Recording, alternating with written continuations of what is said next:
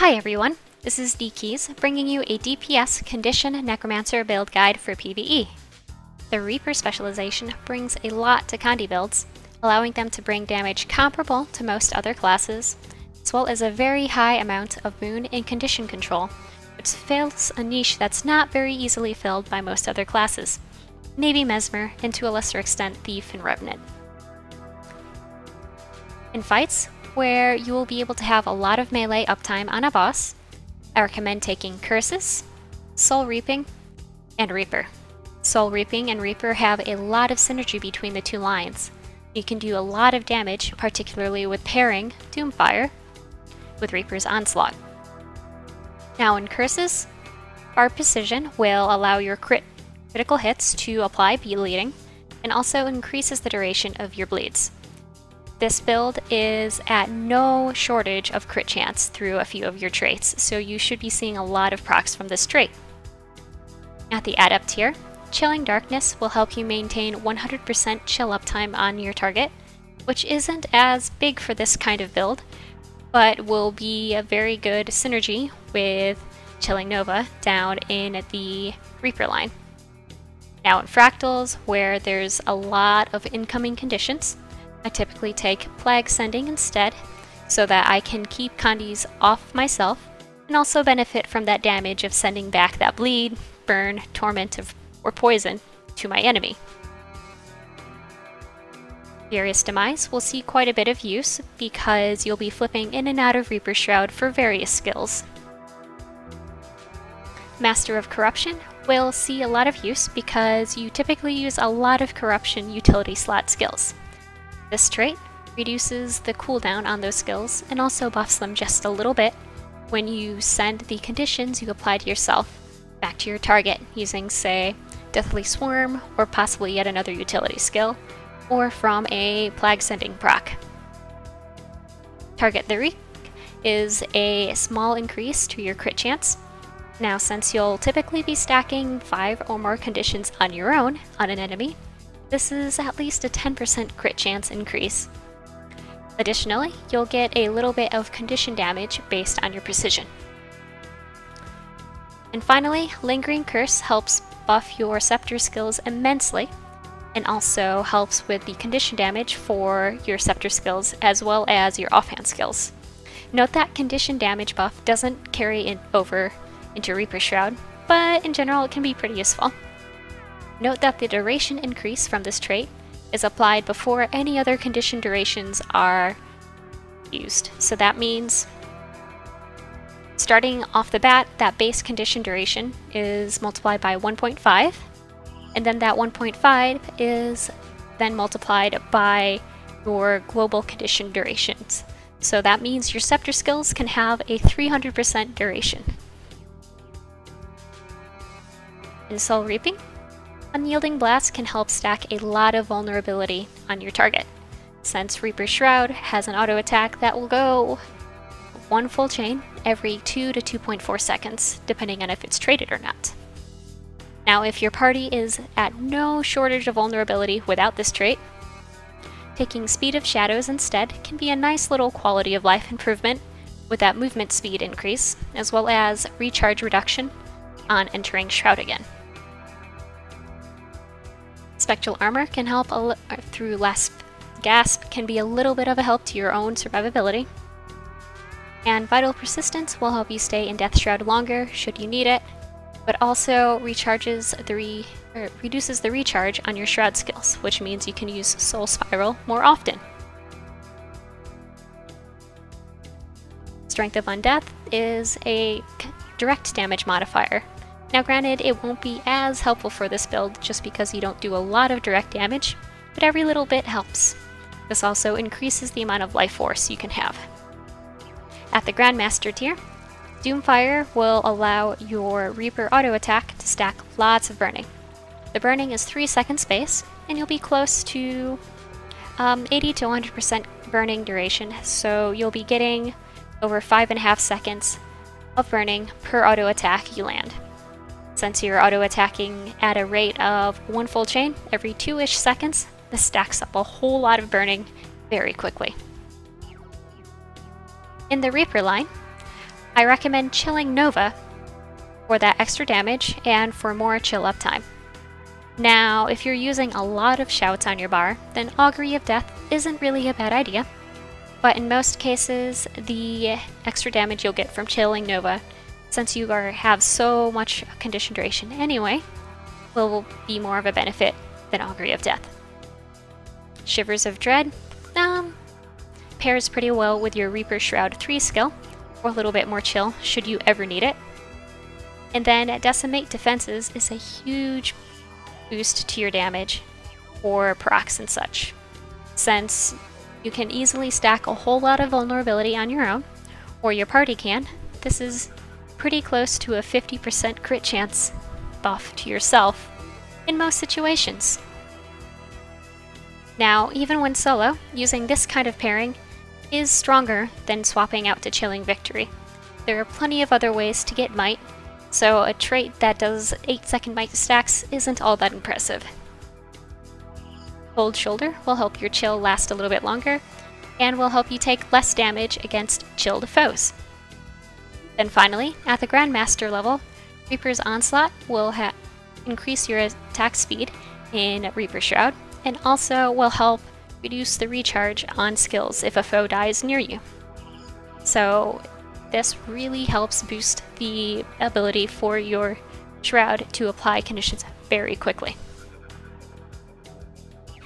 Now, if you happen to be in a situation where you aren't able to melee the boss, or if you're, say, in a pug where they are just simply raging, or if you're at a boss where you might be a little laggy and if you miss a dodge, it means you're going to get downed immediately, instead of taking Soul Reaping, you can take Blood Magic and trait as a Chillomancer. Now, your traits in Reaper will also change a little bit as well, but in Curses, you pretty much want the same traits, especially Chilling Darkness, because it's really important to keep up that 100% chill uptime. In Blood Magic, take Blood Bond for a little bit of party sustain, since you'll easily be maintaining 4 stacks of bleeding on a target just by yourself. I mean, you're maintaining close to 20 or 30 bleeding stacks, honestly, so 4 is a drop in the hat.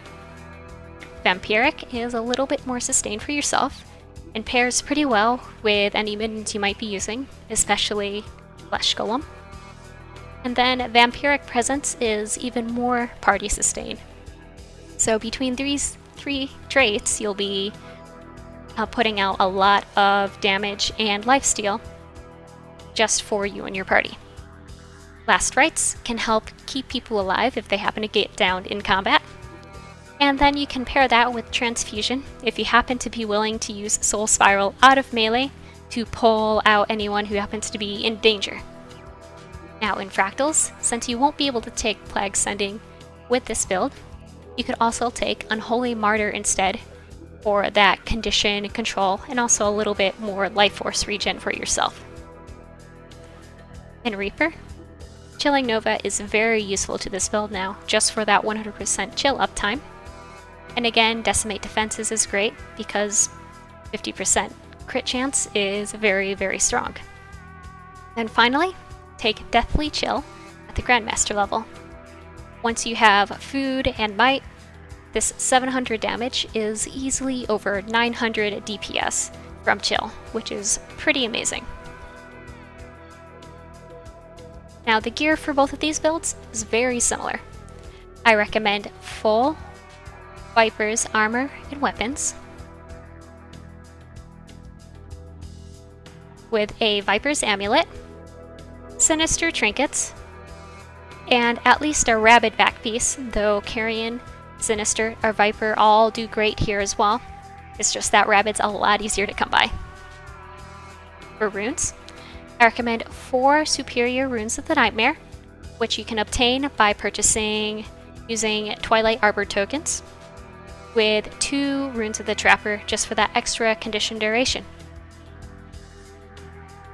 On your weapons, I recommend a Sigil of Geomancy and a Sigil of Earth, though if you happen to not be meleeing all that much, you could easily use a Sigil of Doom for some other condition damage, or a Sigil of Ice for a Chillomancer build. Of course, for infusions, if you're not using this in high-level fractals, you can easily slot in aligned infusions. For most of this build, you really only need to use a scepter and dagger. I don't recommend a staff because it's really hard to work into your rotation. It's not a DPS increase, and if you happen to get stuck using staff auto, well, your damage absolutely tanks. If you feel compelled to have a swap, you can use a Warhorn for additional life force generation for a Doomfire build, or a Focus for additional chill for a Chillomancer build.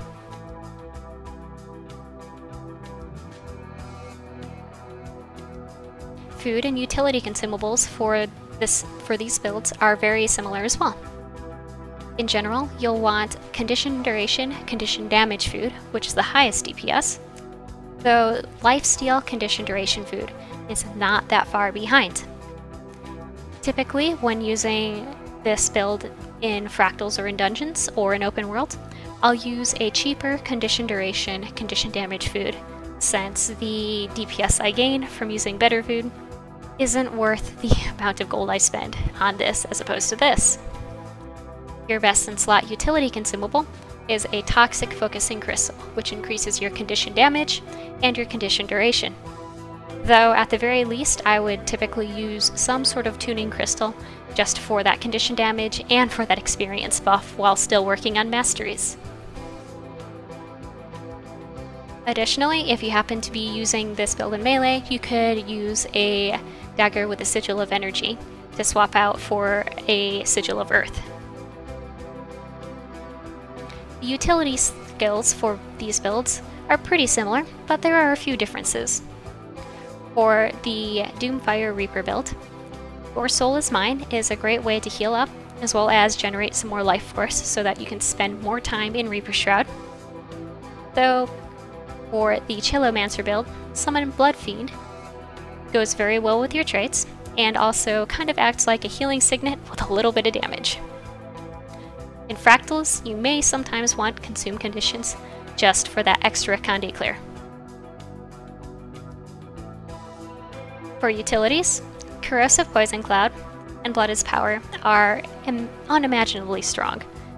Those nearly 1 minute bleed stacks from Blood is Power end up doing a lot of damage if they're allowed to tick out.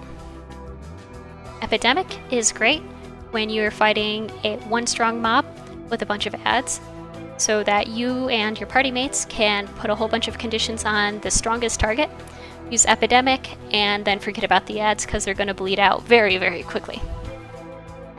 If there aren't a lot of adds, or if you're in a shorter fight, then other options that are good for your DPS are Signet of Spite, or that very, very quick burst of Condes, which goes very well with Feast of Corruption, which depends on Condes on target.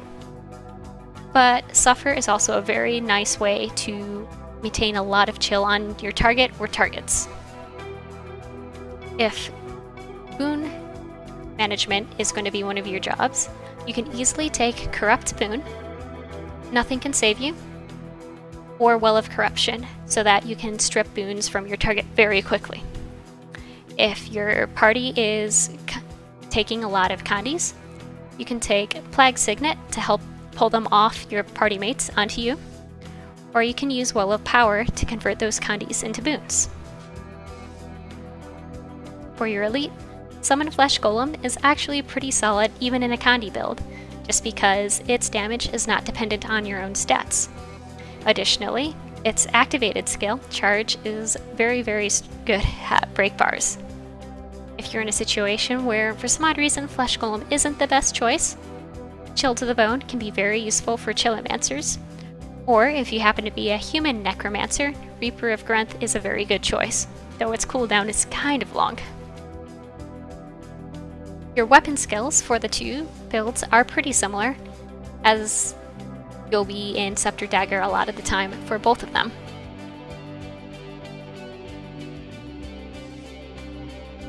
The Scepter Auto stacks a lot of bleed and some poison, but it takes a while to ramp up.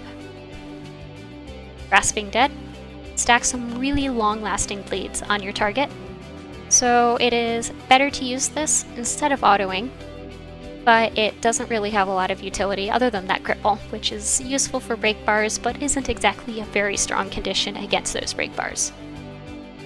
Feast of Corruption is a great way to charge your life force. It will deal up to 7 stacks of Torment, based on the number of conditions on your target, and up to 13% life force, which is a pretty good chunk of your bar, especially when it's on a 10-second cooldown. Deathly Swarm is very important for its pairing with the corruption skills that you use.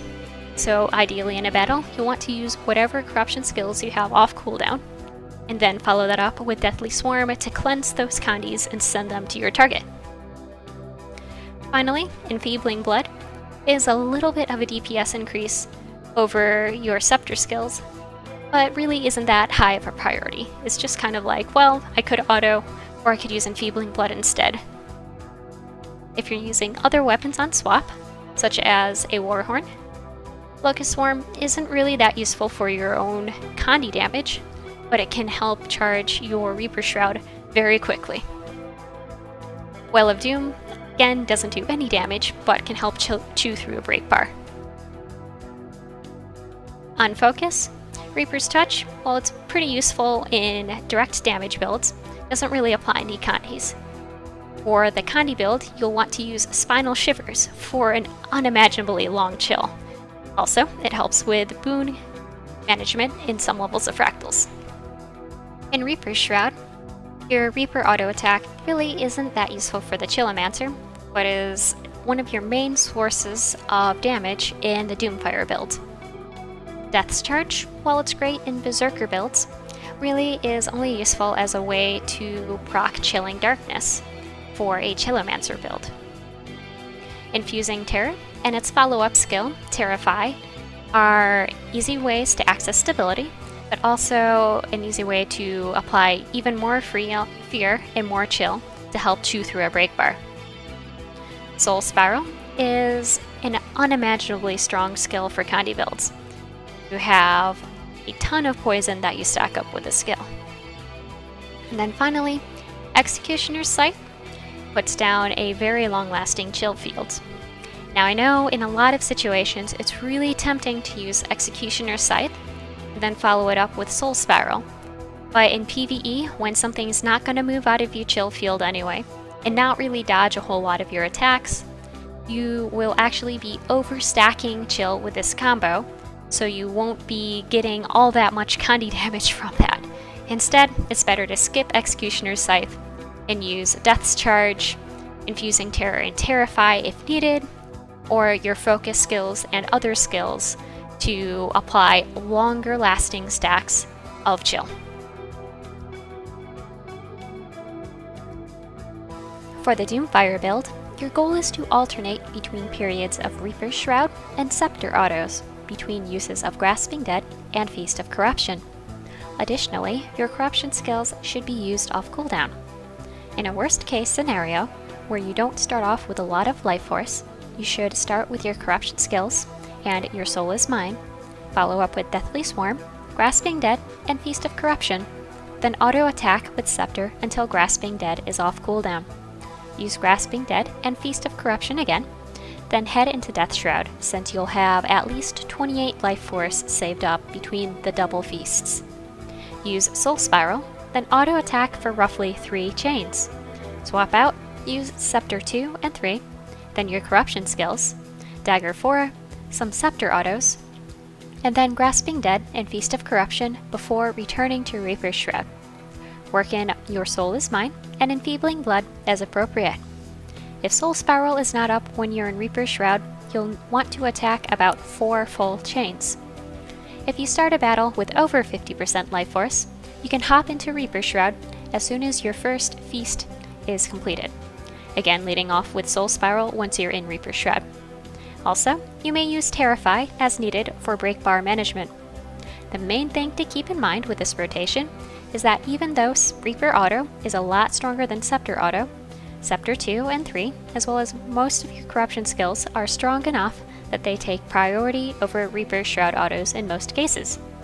Now this rotation scales pretty well with Alacrity and Quickness, in that you can add or subtract auto attacks in either Reaper Shroud or Scepter, and your DPS will still be pretty solid.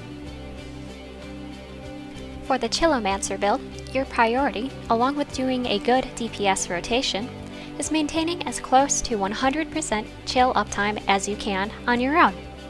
If you can't take Suffer due to the need for Epidemic, or because you will be more than 600 range away from your target, you may want to consider bringing a Focus.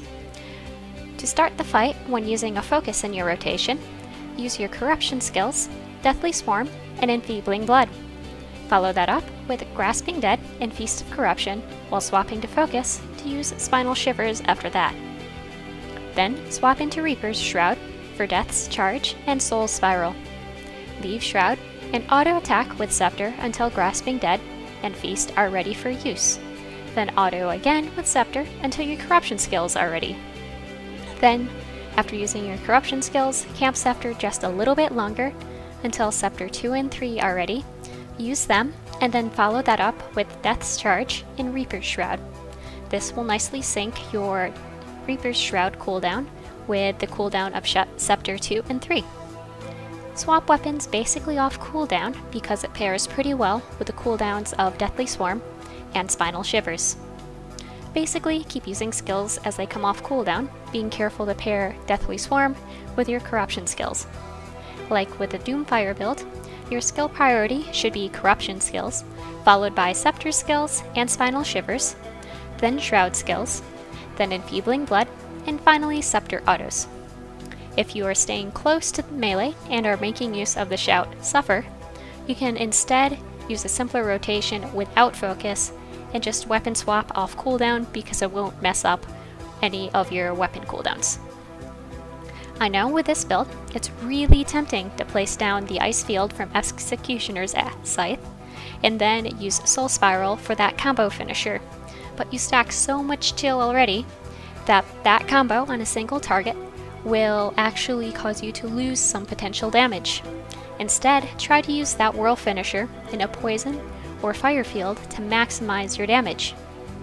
Condi Necromancer has a lot to offer in endgame PvE, especially in situations where there won't be a lot of melee uptime or when you need a lot of boon or condition management.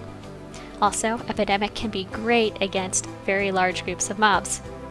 Doomfire Reaper has a lot of small group cleave as well.